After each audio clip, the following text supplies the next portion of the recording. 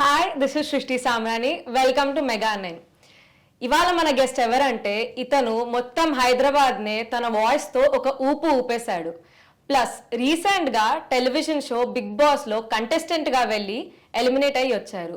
ఇవాళ మనతో ఉన్నారు శేఖర్ భాషా గారు. Hi sir. హాయ్ సృష్టి. ఎలా ఉన్నారు మీరు? ఫైన్. సో రీసెంట్గా బిగ్ బాస్ నుండి ఎలిమినేట్ అయ్యి వచ్చారు కాబట్టి ఎలా అనిపిస్తుంది మీకు? The happiest elimination ever. అవునా? By Big Boss contestants.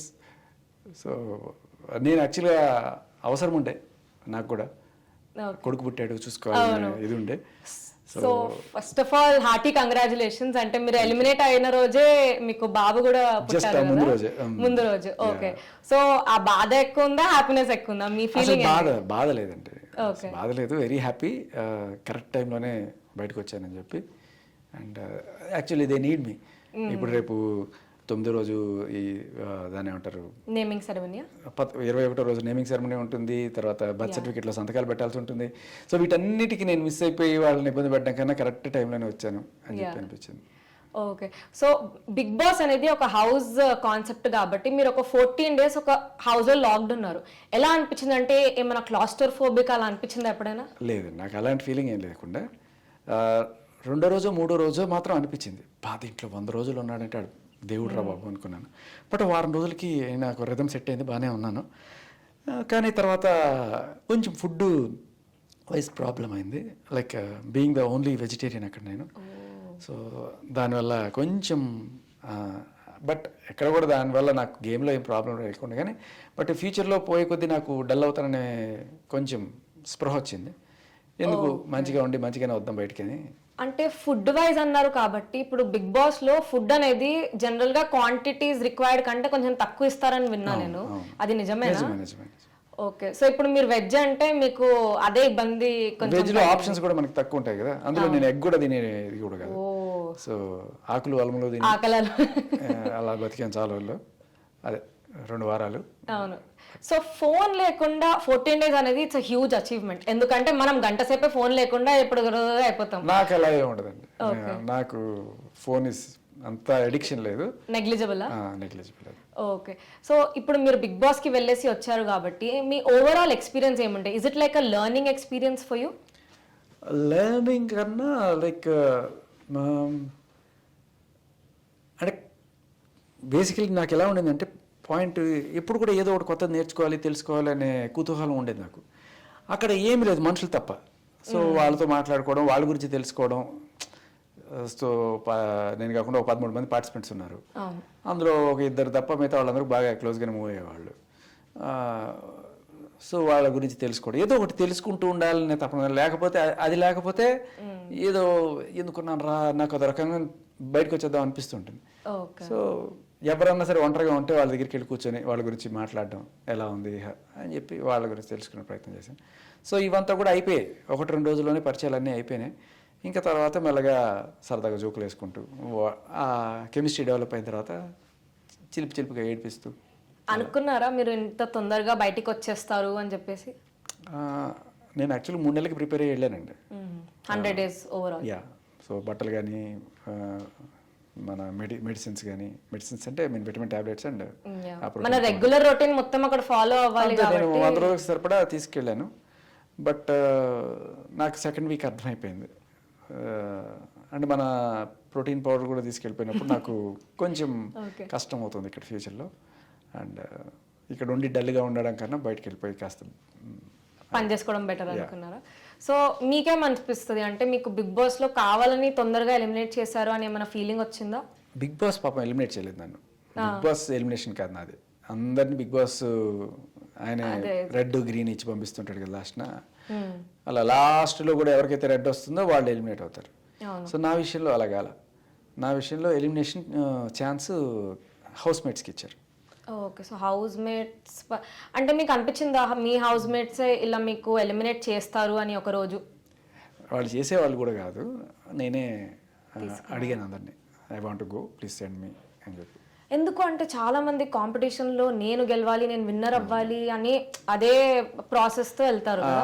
నేను వెళ్ళింది మాత్రం కప్పు గెలవడానికి కదా, హ్యాపీగా మనసులు గెలుచుకోవాలి, జనాలు ఎంటర్టైన్ చేయాలి అనే దీంతోనే వెళ్ళాను. ఆ ప్రాసెస్లో మనం కప్పు గెలిస్తే ఓకే, కానీ కప్పు గెలవడం కోసం అనేది కాదు.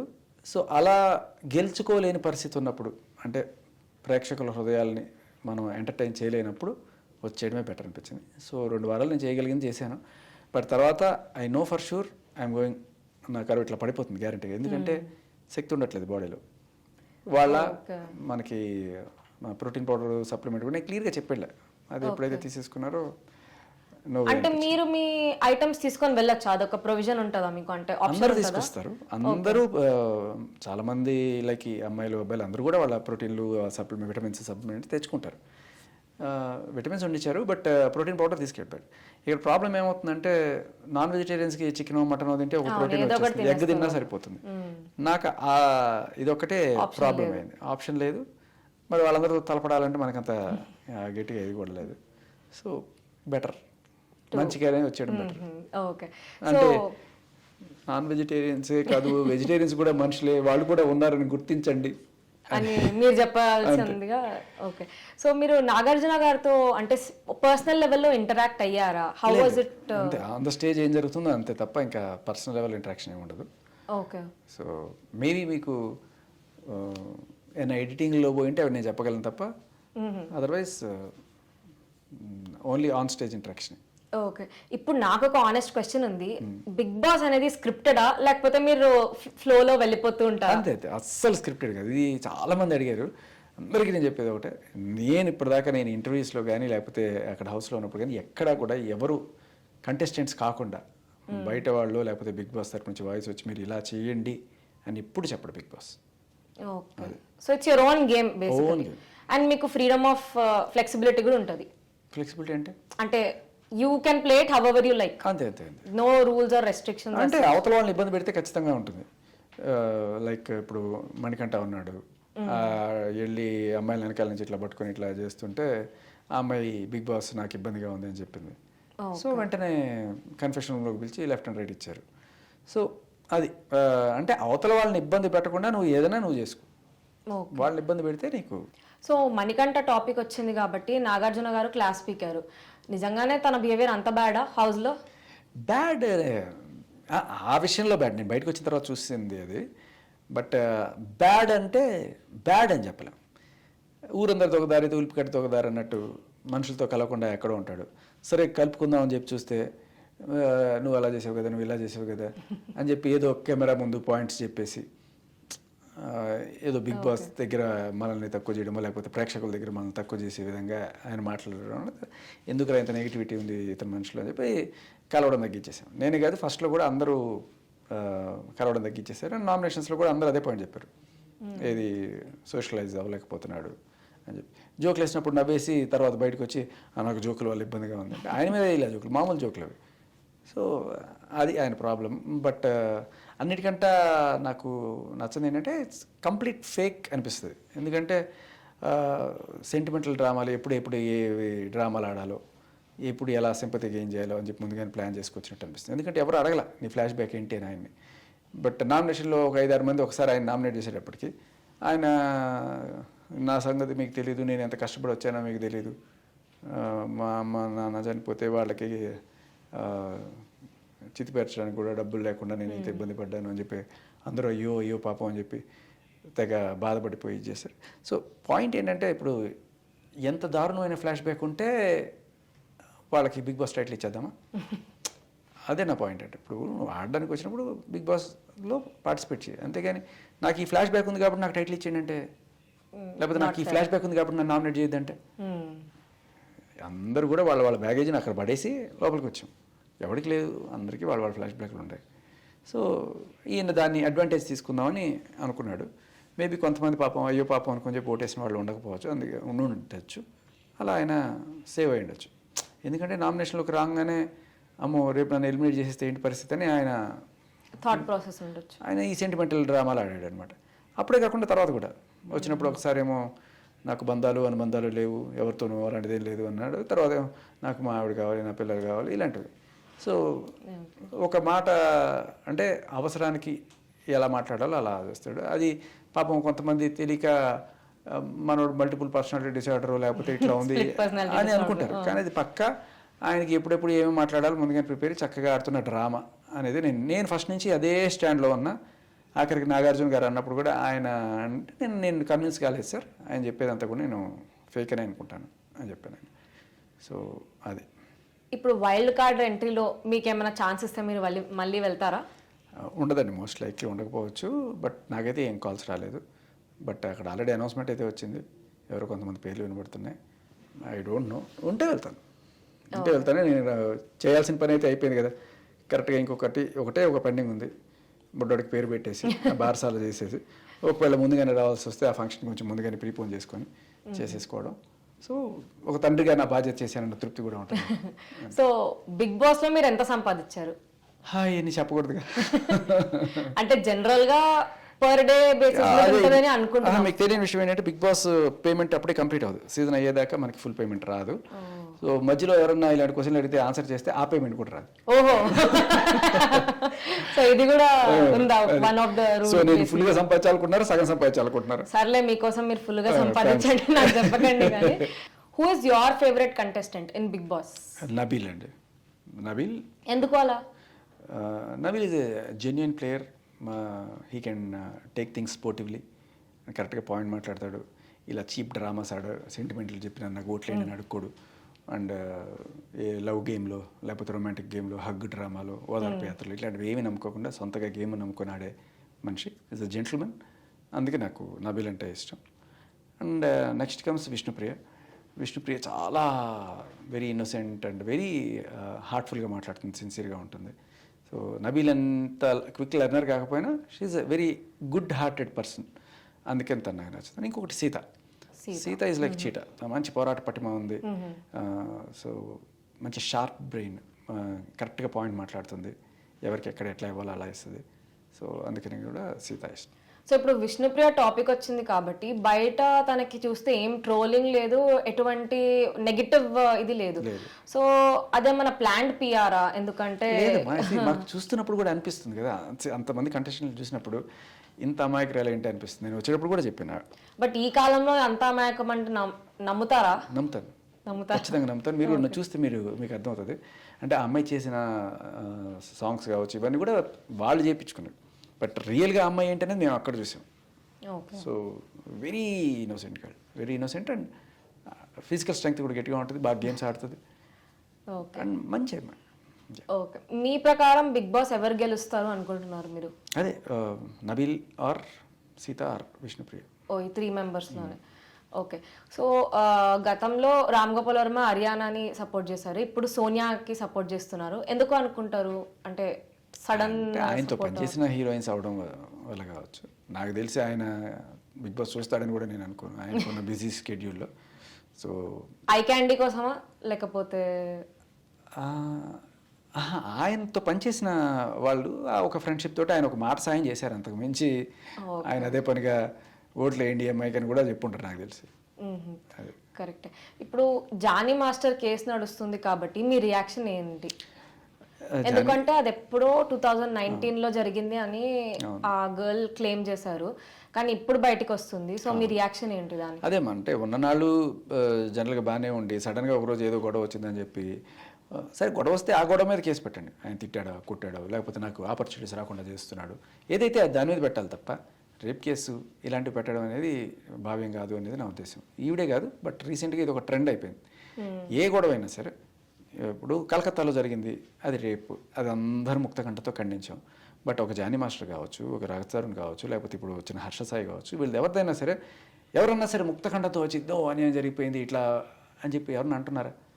ఎందుకు అనట్లేదు అంటే అది రేప్ అనేది మనం అందరం ఒప్పుకుంటున్నాం. కానీ ఇది వీళ్ళందరూ కలిసి ఉన్నారు శుభ్రంగా, ఒక 5-6 ఏళ్ళు కన్సెన్షువల్గా ఉండి, తర్వాత ఏదైనా గొడవ వస్తే వాళ్ళు ప్లేట్ ఫిరాయించి ఇలా మనం ఉమెన్ కార్డ్ వాడి సెక్షన్స్ వాడుకోవచ్చు అన్నట్టుగా చేస్తున్నారు. So that is not fair అనిపిస్తుంది నాకు. తెలుస్తుంది during the course of it's case. But generally ఇటువంటి కేసెస్లో అమ్మాయికే ఎక్కువ సపోర్ట్ ఉంటుంది. And though the boy might be wrong or he might not be wrong, తనకి అంత సపోర్ట్ రాదు. సో ఇటువంటి సిచ్యువేషన్స్లో అబ్బాయిల పరిస్థితి ఏంటి? అదే మరి ఇప్పుడు విచిత్రంగా ఏమవుతుందంటే, ఒకసారి రాజతరుణ్ వచ్చిన తర్వాత జనాలు ఆలోచన మారింది. వీళ్ళకి చట్టపరంగా పోలీస్ పరంగా వాళ్ళు లేడీస్కి సపోర్ట్ దొరుకుతుంది, కానీ మీరు బయట గమనిస్తే జానీ మాస్టర్కే సపోర్ట్ ఎక్కువ ఉంది. అండ్ అలాగే ఇప్పుడు హర్ష సాయికి నేను ఇప్పుడు కాల్ రికార్డింగ్ కూడా రిలీజ్ అయింది ఒకటి. సో చాలా క్లియర్ కట్గా ఇవి మోటివేటెడ్ కేసెస్ అనేది బయట జనాల్లో గట్టిగా వినిపిస్తుంది. మీరు జనాల టాక్ తెలుసుకోవాలి అనుకుంటే మీరు డైరెక్ట్గా ఒక స్టేట్మెంట్ ఇవ్వడం కాకుండా ఏదైనా ఇలాంటి వీడియోలు వచ్చినప్పుడు కింద కామెంట్స్ చదివితే జనాలు ఏమనుకుంటున్నారు అనేది మనకు క్లియర్ కట్గా అర్థమైపోతుంది. సో నేను కామెంట్స్ చూస్తున్నప్పుడు కొంతమంది వీడు తప్పు చేస్తుంటాడులే అనేవాళ్ళు ఉన్నారు. తప్పు అంటే ఏంటి, ఇద్దరు అమ్మాయితో తిరిగి ఉంటాడు అనేవాట తప్పు అనేది వాళ్ళ ఉద్దేశం. కానీ అమ్మాయి పెట్టింది ఏంటి, రేప్ చేశాడని మీరు అనుకుంటున్నారా? ఖచ్చితంగా అది 90% మంది ఒప్పుకోరు. ఎందుకంటే ఇద్దరు కలిసి ఉన్నారు, మేబీ తిరుగుంటారు, వర్క్ కూడా చేస్తున్నారు టుగెదర్.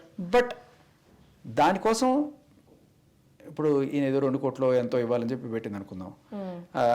2 కోట్లు ఇవ్వకపోతే 2 కోట్లు ఇవ్వాలని అడుగు, లేకపోతే నన్ను ఫైనాన్షియల్గా మోసం చేశాడని చెప్పు. దానికి రేప్కి సంబంధం ఏంటి? సో ఎవ్వడూ కూడా ఇది రేప్ అని ఒప్పుకోవట్లా. జనరల్గా nobody is buying that point. So maybe the case might be something else, but rape is being used because generally rape కేసెస్కి ఎక్కువ మీకు ఏమంటారు ఇంపార్టెన్స్ దొరుకుతుంది. అండ్ ఇంపార్టెన్స్ కాదు, అవతల చట్టపరంగా వీళ్ళని ఎక్కువగా ఇరికించడానికి రేపు ఇంకా పోక్సో ఇంకా ఏదైతే ఎంత అయితే ఇరికించగలమో అన్ని రకాలుగా పెడితే వీళ్ళని కాలవేరాన్ని తీసుకురావచ్చు అనేది.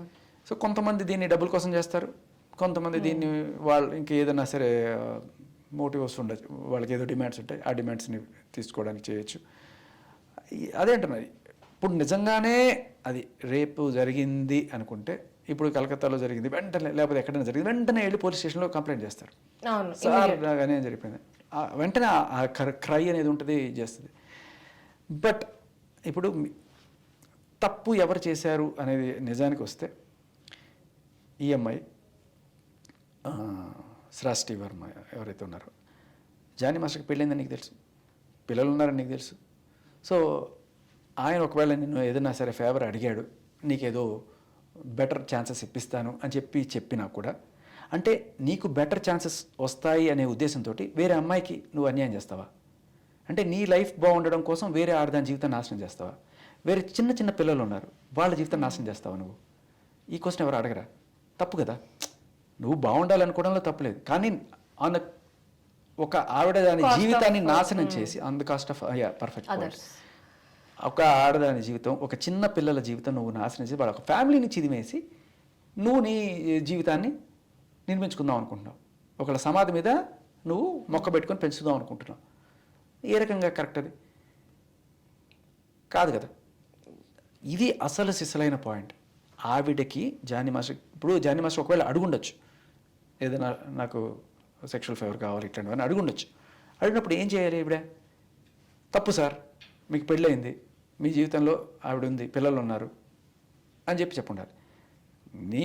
నీ కెరీర్ బాగుండాలి, నీ కెరీర్లో ముందుకు పోవాలి, అందుకని ఒక ఆడదానికి అన్యాయం చేస్తున్నావు.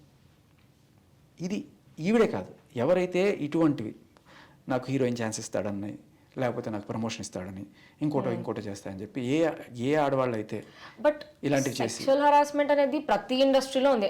Let it be corporate, let it be entertainment industry, but entertainment ఫీల్డ్లోనే ఎక్కువ హైలైట్ అవుతుంది. Correct. Why is it so do you feel? అది హైలైట్ అవ్వడం అంటే ఇప్పుడు ఏంటంటేమా, ఇప్పుడు జానీ మాస్టర్ కాబట్టి మనం మాట్లాడుతున్నాం. అదే పాపం రోడ్ పైన పోయి అమాయకుడి గురించి మనం మాట్లాడాం కదా, మనకి రేటింగ్లు రావుగా. Simple. Okay. So Pawan Kalyan versus Allu Arjun దాంట్లో జానీ మాస్టర్ బలే అవుతున్నాడు అని మీకు అనిపిస్తుందా? కొంతమంది అలా అనుకుంటున్నారు.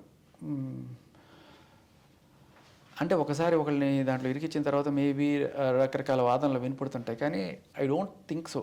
స్టిల్ నాట్, నాకు ఏదైనా కన్ఫర్మేషన్ లేకుండా మనం అట్లా చెప్పలేము.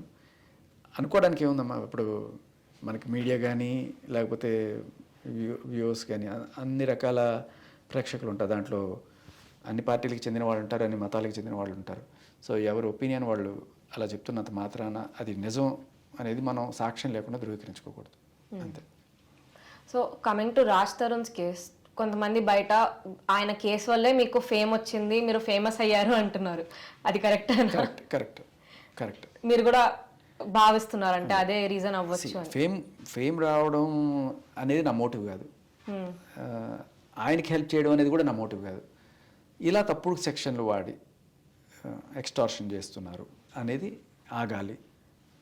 దీనికి మన పోలీస్ సిస్టము మన చట్టాలు మనం మార్చుకోకపోతే రేపు మగాడు మాత్రమే శిక్షార్హుడు కాదు, మగాడిని శిక్షించడం వల్ల వాళ్ళ ఫ్యామిలీ, ఇప్పుడు జానీ మాస్టర్ని లోపల పెట్టారు, వాళ్ళ పిల్లలు ఉన్నారు, చిన్న పిల్లలమో, ఒకళ్ళు 7వ క్లాసు, ఒకళ్ళు 3వ క్లాసు, వీళ్ళు స్కూల్కి పోయినప్పుడు వాళ్ళ పరిస్థితి ఏంటి, ఆవిడ పరిస్థితి ఏంటి, చుట్టుపక్కల వాళ్ళు ఎలా అంటారు. ఒక ఫ్యామిలీని చితికేస్తున్నాను. ఒక ఒక వైఫ్, చిన్నపిల్ల, వాడు మహిళలు కదా, ఒక మగాడిని చిదిమేస్తే వాడి ఫ్యామిలీ చితికిపోతుంది. ఇప్పుడు ఈవిడ ఎవరైతే ఉన్నారో ఆవిడకి కెరీర్ ఉంది, రేపు ఇంకోటి పెళ్లి చేసుకోవచ్చు, ఇంకా 4-5 కొరియోగ్రఫీ చేసుకుని అల్లు అర్జున్ గారు కూడా ఛాన్సెస్ ఇస్తా అని చెప్పారు. కాకపోయినా ఇప్పుడు చేతిలో విద్య ఉన్నప్పుడు నువ్వు ఎలాగైనా బతుకుతావు, అండ్ నీకు వయసు ఉంది, నువ్వు ఇంకొకరిని పెళ్లి చేసుకుని బతుకుతావు. ఇప్పుడు ఈ వీళ్ళ పరిస్థితి ఏంటి, ఇప్పుడు మేజర్గా నష్టపోతున్న మహిళ ఆర్ కుటుంబం ఏదైతే ఉందో జానీ మాస్టర్ కుటుంబం, జానీ మాస్టర్ గారి మిస్సెస్ అండ్ వాళ్ళ పిల్లలు, వీళ్ళకి మీరు చేసే న్యాయం ఏంటి, ఇదే నా క్వశ్చన్. సో ఇప్పుడు జానీ మాస్టర్ కేసులో మీరు ఆయనకి సపోర్ట్ చేస్తారా? Like you put your support out for Raj Tarun? Yeah, Jani master case అయినా లేకపోతే ఇంకా హర్ష అయినా ఖచ్చితంగా నేను సపోర్ట్ చేస్తానమ్మా. దాంట్లో అంటే సరైన సాక్ష్యాల కోసం వెయిట్ చేస్తున్నాను. నాకు చాలా క్లియర్ కట్గా, అంటే 5 ఏళ్ళు బాగానే ఉండి సడన్గా నువ్వు ఇవాళ ఎందుకు కేసు పెట్టావు, ఈ క్వశ్చన్ రేపు కోర్టులో కూడా అడుగుతారు ఆవిడని. ఫస్ట్ ఇన్ఫర్మేషన్ రిపోర్ట్, ఎఫ్ఐఆర్ అనేది దాని శాంటిటీ, అంటే దాని పవిత్రత ఎప్పుడు ఉంటుంది అంటే క్రైమ్ జరిగిన వెంటనే నువ్వు ఇస్తే అదొక రకం, బట్ ఒక 6 నెలల తర్వాత 3 నెలల తర్వాత ఇస్తే నువ్వు ఆలోచించుకొని ఇలా పెట్టచ్చు అని చెప్పి ఒక లాయర్తోనూ వాళ్ళతో సంప్రదించి చేసేది ఇన్వెస్టిగేట్ అవుతుంది. కాదు, ఇలా చేస్తున్నావు అంటే నువ్వు ప్లాన్డ్గా అతను ఇరికించడానికి కోసం చేస్తున్నావా అనే డౌట్లు వస్తాయి. సో ఎప్పుడైతే నీ స్వహస్తాలతోటి నువ్వు డైరెక్ట్గా రాసి ఏదైతే ఇస్తావో, ఫస్ట్ సార్ నాకు ఈ అన్యాయం జరిగిపోయింది సార్ అని చెప్పి ఎప్పుడైతే నువ్వు పోలీసు, దానికి శాంటిటీ అంటే దానికి ఒక వాల్యూ ఉంటుంది. 3 నెలలు 6 నెలల తర్వాత 5 ఏళ్ల తర్వాత వచ్చి నువ్వు ఇప్పుడు అప్పటి నుంచి జరుగుతుందంటే అప్పటి నుంచి నువ్వు ఏం చేస్తున్నావు అనే క్వశ్చన్ ప్రతి దగ్గర ఉంటుంది. అండ్ ఆ ఎఫ్ఐఆర్లో కూడా నువ్వు ఎప్పుడైతే ఎఫ్ఐఆర్ మారుస్తూ ఉంటావు, ఇప్పుడు ఈ సెక్షన్ కాదని ఈ సెక్షన్ పెడదాం అని చెప్పి పోతారు, ఇప్పుడు ఇది కాదు ఇంకా గట్టిగా పెడదాం, పోక్సో పెడదాం, ఇట్లాంటివి ఎప్పుడైతే జరుగుతుంటాయో, సో ఒక మోటివేటెడ్గా నువ్వు టార్గెట్ చేస్తున్నావు అనే డౌట్ కూడా వస్తుంది. సో ఇది కొంత ప్రాబ్లమేటిక్గా ఉంటుంది. అండ్ వీళ్ళ ముగ్గురు కేసులో ఎక్కువగా నష్టపోయింది జానీ మాస్టర్ చెప్పాలంటే. అంటే కెరియర్ పరంగా కూడా దెబ్బతింటారు కదా, ఎందుకంటే he's a very well known person in Bollywood also, national award winning ఆయన. సో అంటే చట్టాలు అలా ఉన్నాయి. మరి నేను రిమాండ్లో పెట్టినంత మాత్రాన ఆయన నేరస్తుడని కాదు, కానీ ఇది కోర్టు, పోలీసులు, లాయర్లు నమ్మే సిద్ధాంతం. సొసైటీ నమ్మేది ఏంటంటే ఆయన జైలు పెట్టేశారు, దానివల్ల పరుగు పోయింది. Basically 2 sides of the story మనకి తెలియదు కాబట్టి వీ కెనాట్ జడ్జ్ అని మీరు అంటున్నారంటే. అమ్మ 2 sides ఆఫ్ ద స్టోరీ తెలిసినా తెలియకపోయినా ఇక్కడ జైల్లో పెట్టిన సృష్టిని కాదు, జానీ మాస్టర్ని, సృష్టి. ఓకే, సో నష్టపోయింది Jani master and Jani master family. ఇప్పుడు 2 sidesలో నష్టపోయింది ఈయనే ప్రస్తుతానికి కనబడుతుంది. ఆవిడ ఏ రకంగా నష్టపోయింది ఆవిడ చెప్తే తెలుస్తుంది. ఇప్పుడు రాజ్ తరుణ్ కేసులో ఫాలో అప్ ఏముంది సార్, అంటే నెక్స్ట్ ఏం జరగబోతుంది? ఏముందమ్మా, ఛార్జ్ షీట్ వేశారు పోలీసులు.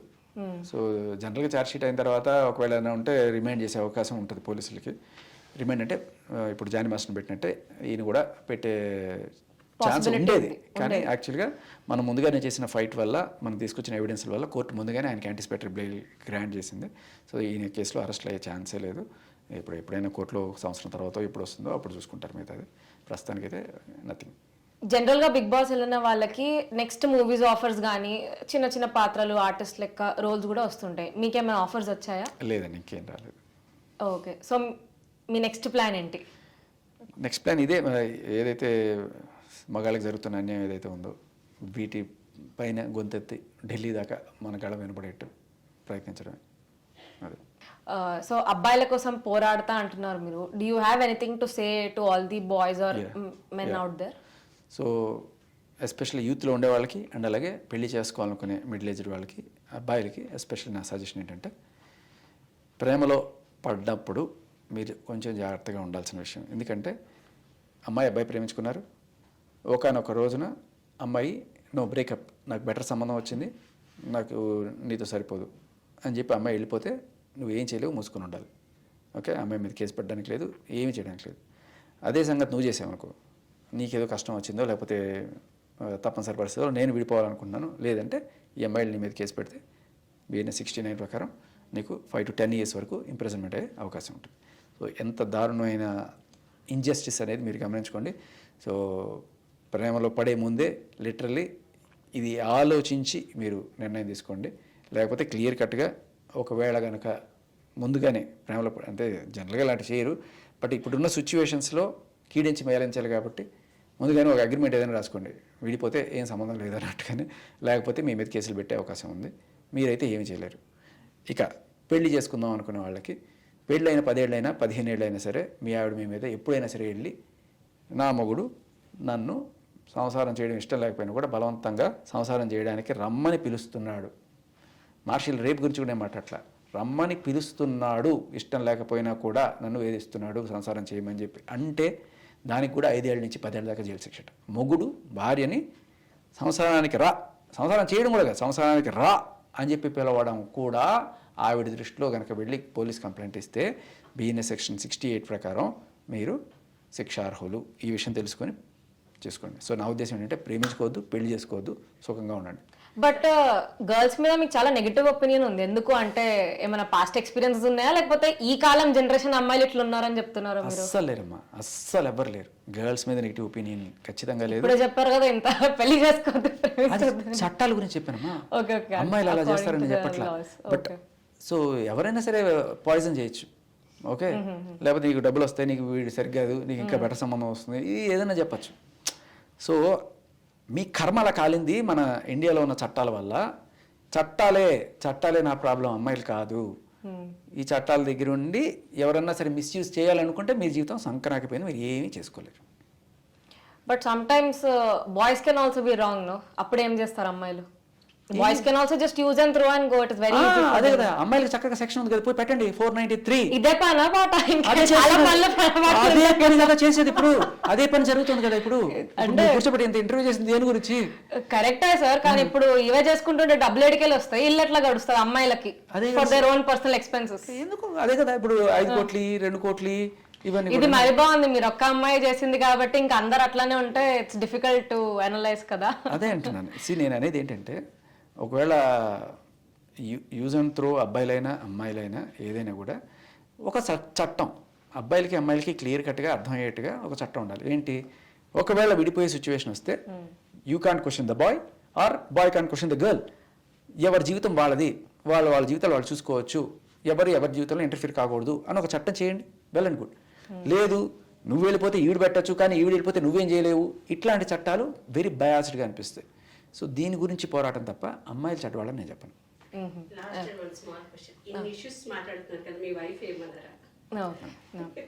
మీరు అన్నిట్లో generally you voice out your opinion కదా, సో మీ వైఫ్ ఏమన్నారా, ఎందుకు అన్నిట్లో పడుతున్నావు, నీకు వేరే నీ పనులు చూసుకోవచ్చు కదా అని చెప్పరా? అదే అంటున్నారు, రేపు వెళ్ళండి మావిడ కూడా మీద కేసు పెడతాను.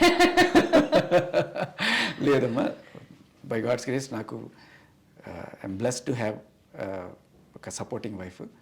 తను ఇలాంటి వాళ్ళు ఎప్పుడు చేయదు అండ్ ఖచ్చితంగా సపోర్ట్ చేస్తుంది.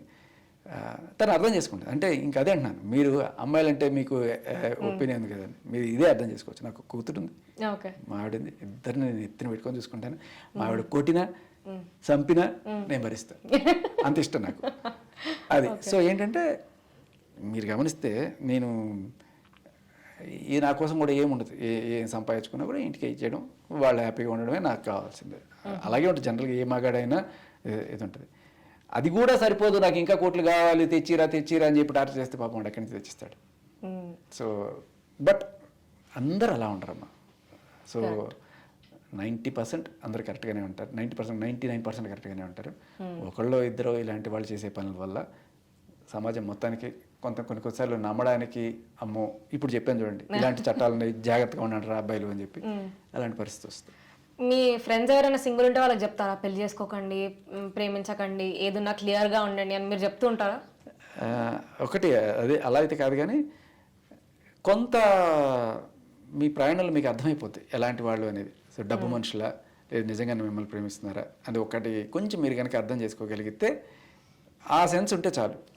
అదే కొన్నిసార్లు అసలు నన్ను ఎందుకు ఈఎంఐ ప్రేమిస్తుంది, ఏం బాగున్నాను నేను, నా సంపాదన చూసి ప్రేమిస్తుందా, లేదు నిజంగానే నన్ను ఇష్టపడుతుందా అనే విషయం మీరు క్లియర్ కట్గా తెలుసుకున్నప్పుడు వాళ్ళు రేపు మీకు ఏం చేయబోయే ఛాన్స్ ఉందనేది మీరు వేరే చేసుకోవచ్చు.